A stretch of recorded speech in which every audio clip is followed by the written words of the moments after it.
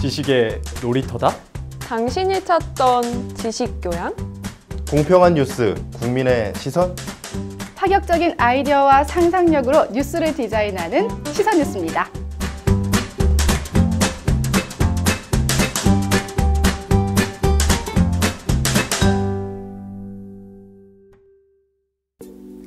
안녕하세요. 건강프라임 이승재입니다. 신체의 근육은 뇌의 명령을 전달받아 움직입니다. 어떤 물건을 잡는다거나 손가락을 움직인다거나 이러한 움직임은 모두 우리의 의지대로 움직이는 것이죠. 그러나 우리의 의지와는 상관없이 근육이 움직이는 경우가 있습니다. 대표적인 증상이 바로 수전증인데요. 특히나 수전증은 한여름에 그 빈도와 강도가 더 높아지기 때문에 지금 같은 시기에 더 주의해야 합니다. 오늘 건강프라임에서는 내 의지와 상관없는 한여름에 더 심해질 수 있는 수전증에 대해서 알아보죠. 수전증이란 말 그대로 손이 떨리는 증상을 총칭하는 말입니다. 인체의 근육들은 눈으로 관찰할 수 없는 미세한 반복 운동을 하고 있는데요. 어떠한 외부 요인에 의해서 이 반복 운동이 과장되게 보일 때 우리는 이것을 떨림증이라고 부릅니다. 이 떨림증은 다른 신체 부위에 비해 손에서 많이 발생하기 때문에 우리는 수전증이라는 말에 익숙한 겁니다. 그렇다면 이 반복 운동을 과장되게 보이게 하는 외부 원인, 어떤 것들이 있을까요? 가장 먼저 불안하거나 배가 고플 때 혹은 카페인을 과도하게 섭취했을 때 손이 떨리는 경우가 있죠. 이처럼 파악할 수 있는 원인에 의한 수전증을 생리적 떨림이라고 부릅니다. 생리적 떨림의 경우 떨림을 유발하는 인자를 제거해주면 그 증상이 좋아진다고 합니다. 하지만 여러 가지 이유 등으로 수전증이 올 수도 있다고 하는데요.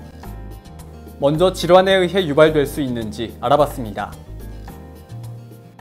대표적으로는 파킨슨 질환에 의한 수전증을 들 수 있는데요. 파킨슨 질환에 의한 수전증은 특징적으로 이 안정시 떨림이 나타나게 되고 손에 알약을 쥐고 있는데 이렇게 돌리는 것처럼 알약 돌림 이런 떨림이 특징적으로 나타나고 파킨슨 떨림은 또한 이제 이렇게 행동이 느려지는 서동증이라든지 몸이 굳는 경직 증상이라든지 그러한 다른 운동 증상들하고 같이 나타나는 경우가 많습니다. 그리고 내과적인 질환으로는 갑상선 한증증이라든지 그리고 신부전이라든지 간경화 같은 다른 내과적 대사질환에서도 같이 동반될 수가 있습니다. 특히 파킨슨병에 의한 수전증의 경우 다른 수전증과 달리 행동을 하지 않아도 손이 떨리는 특징이 있습니다. 다음으로 가족력에 영향을 받는 본태성 떨림입니다. 본태성 떨림은 수전증 환자 중 가장 많은 비중을 차지하고 있는데요. 전 인구의 0.7% 정도, 65세 이상 노년층에게서는 4.6% 정도 나타난다고 합니다. 본태성 떨림의 경우 운동 시에 자주 나타나게 되는데 컵을 잡거나 수저질을 할 때 활동성 떨림이 나타나는 특징이 있고 부모가 본태성 떨림을 가지고 있다면 자녀에게서 수전증이 발병할 확률이 약 50% 정도라고 합니다. 이러한 본태성 떨림을 치료하지 않고 그냥 둘 경우 증상이 심해지는 것은 아닐까 걱정하시는 분들도 있는데요. 하지만 본태성 떨림의 진전의 경우 굉장히 천천히 진행되기 때문에 일상생활에 불편함이 없다면 굳이 치료를 받지 않아도 된다고 합니다.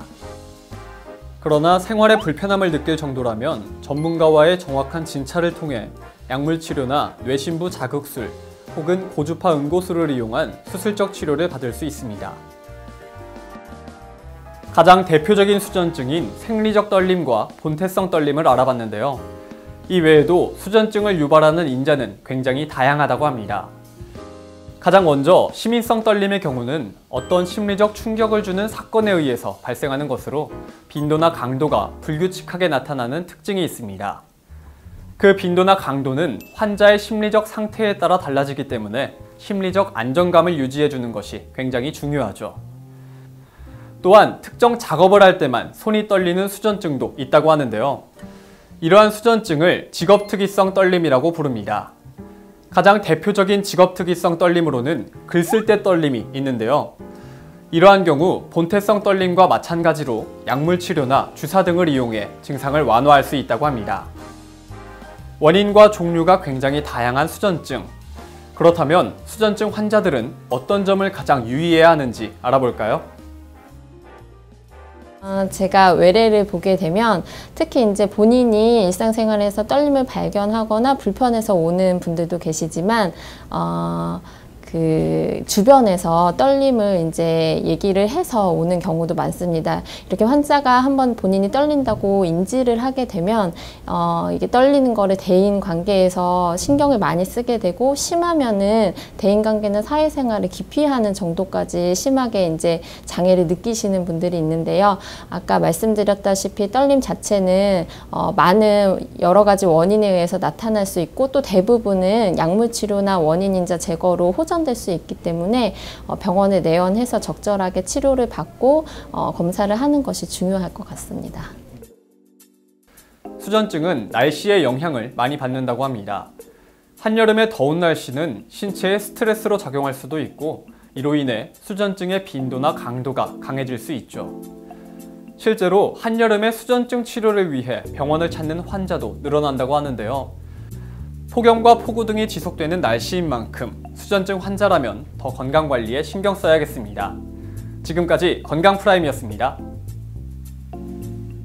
건강프라임에서는 질병에 대한 여러분의 사연이나 의견을 받습니다. 많은 제보 바랍니다.